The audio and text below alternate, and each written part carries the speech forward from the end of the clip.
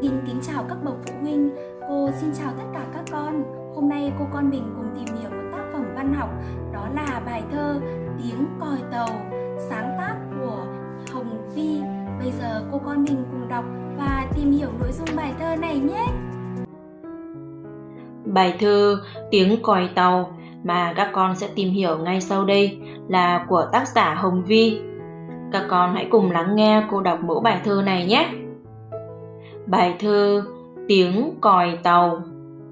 Xình xịch, nghe tiếng còi tàu, hãy nhắc nhở nhau, đừng ra cổng chắn, chớ có liều lĩnh, vượt qua đường tàu. Khi tàu xịch đến, biết tránh vào đâu. Cô đọc lại một lần nữa nhé. Tiếng còi tàu. Xình xịch, nghe tiếng còi tàu, hãy nhắc nhở nhau, đừng ra cổng chắn, chớ có liều lĩnh, vượt qua đường tàu.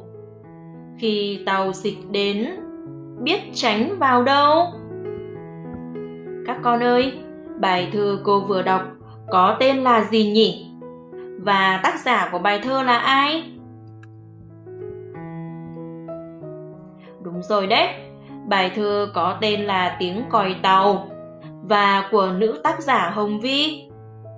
Trong bài thơ, còi tàu kêu như thế nào nhỉ các con? Tiếng còi tàu kêu xình xịch. Khi thấy tiếng còi tàu, chúng ta phải làm thế nào nhỉ?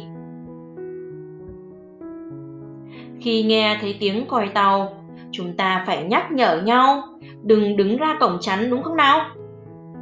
Ngoài ra, trong bài thơ còn dạy chúng ta làm điều gì nữa nhỉ?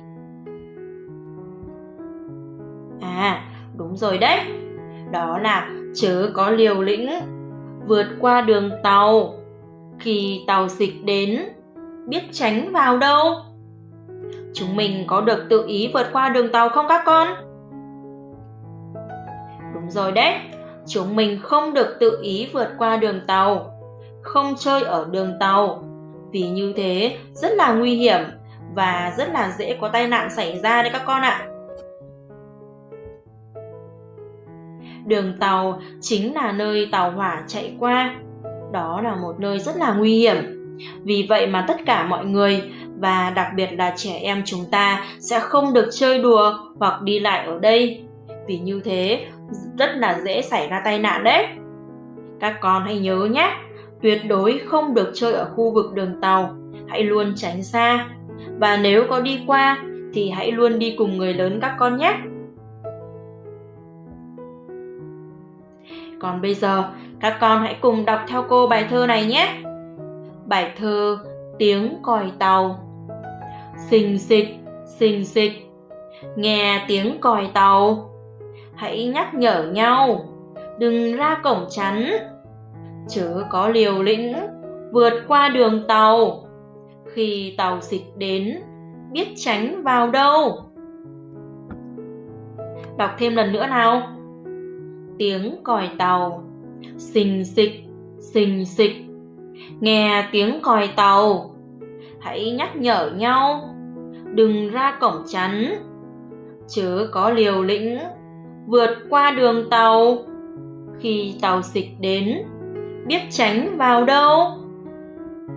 Vậy là cô trò mình đã vừa cùng nhau tìm hiểu bài thơ Tiếng còi tàu. Sau tiết học hôm nay, các con hãy học thuộc lòng bài thơ và nhớ đọc cho mọi người trong gia đình cùng nghe nhé. Và các con hãy luôn nhớ không được chơi gần đường tàu, vì đó là nơi rất là nguy hiểm đấy. Bài học hôm nay kết thúc rồi. Hẹn gặp lại các con trong các tiết học sau. Tạm biệt các con.